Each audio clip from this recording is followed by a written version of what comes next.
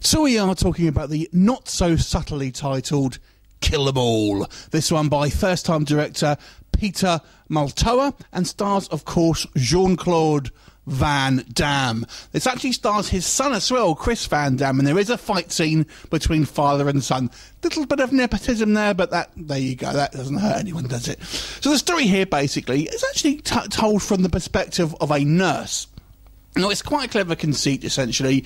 This nurse basically is a kind of point of view character, and she's being interviewed by a couple of FBI agents, one played by Peter Stormare, and she's basically kind of telling these guys about what happened one day when Jean-Claude Van Damme's character comes in, basically, gets in some gunfights and fist fights with a bunch of criminal types, and the story is basically, as it unfolds, as she is kind of telling these FBI agents what's happened. So we have kind of a mix of interview scenes with the SBI agents grilling this woman, and then as she's kind of telling the story, we see it in kind of flashbacks as such. There are also further flashbacks back to when Van Damme's character was younger, as the FBI agents are kind of filling her in on his character.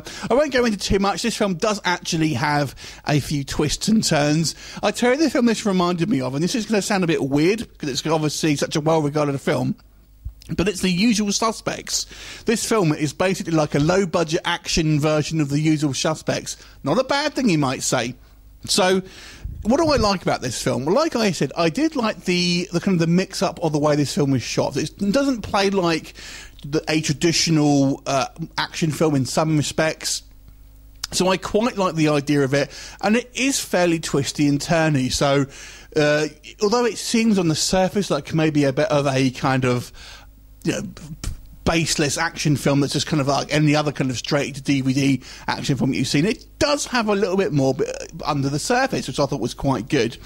So I quite like that, and as the sort of story progresses, you find yourself getting kind of more invested in these characters. So I did quite enjoy the characterizations here as well. And there are some quite fun bad guys. You've got Daniel Bernhardt as well here. There's probably the best fight scene with him and Van Damme, actually. So I did quite like it, and some of the kind of the action sequences are quite fun. But the main plus for me was the way this story was told. I thought was done in a quite a clever way, quite an entertaining way, in a way that you don't really see all that often. I wouldn't say it's entirely original, but obviously we see these kind of more linear films, and this one I liked kind of the change of pace, and that was the big thing for me. On the downside of this, I don't think the action sequences were shot particularly well.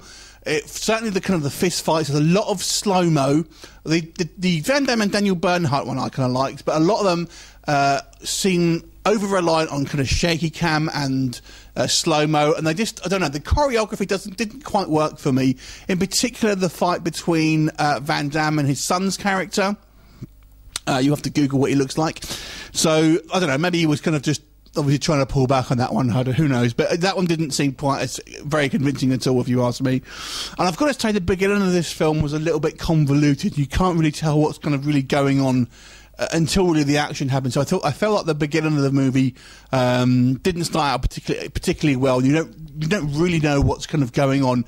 It also helps if you kind of know a little bit of history about the Balkans, believe it or not. So it involves some political things that have happened in the past there. It kind of helps if you have a basic understanding of what actually happened in real life there, because that's kind of the backdrop, essentially. I won't go into it in this video, but it kind of helps. And, you know, yeah, it does kind of get a little bit cheesy at times. For example, there's this female assassin who's very clearly modelled after the Black Widow from Marvel, and she's kind of up to this femme fatale, and she's always like got this grimace on her face, and it's really kind of cheesy, to be honest. It's really OTT, and it's just a little bit on the nose sometimes. But overall, I've got to say, I kind of enjoyed this film. I enjoyed the original way it was sort of told. I kind of liked the twists and turns. Some of them are a little obvious, I feel, but some of them aren't. I thought it was quite clever. I mean, when you probably, you know, come down to there are probably plot holes here, but nonetheless, I thought it flowed quite well for a kind of a, you know, an action film. I like the kind of the conceit here of the way it's kind of shot, and I thought it was quite clever. So overall, I'd say this is pretty decent watch. If you like Van Damme films, I don't think it's his best physically in regards to the martial arts and stuff, but the guy's getting older now, so... but nonetheless, it's still a fun story. Go check it out. 6 out of 10 for me. Have you seen it? What did you think of it? Leave a comment, and I'll look forward to seeing you next time. Bye for now.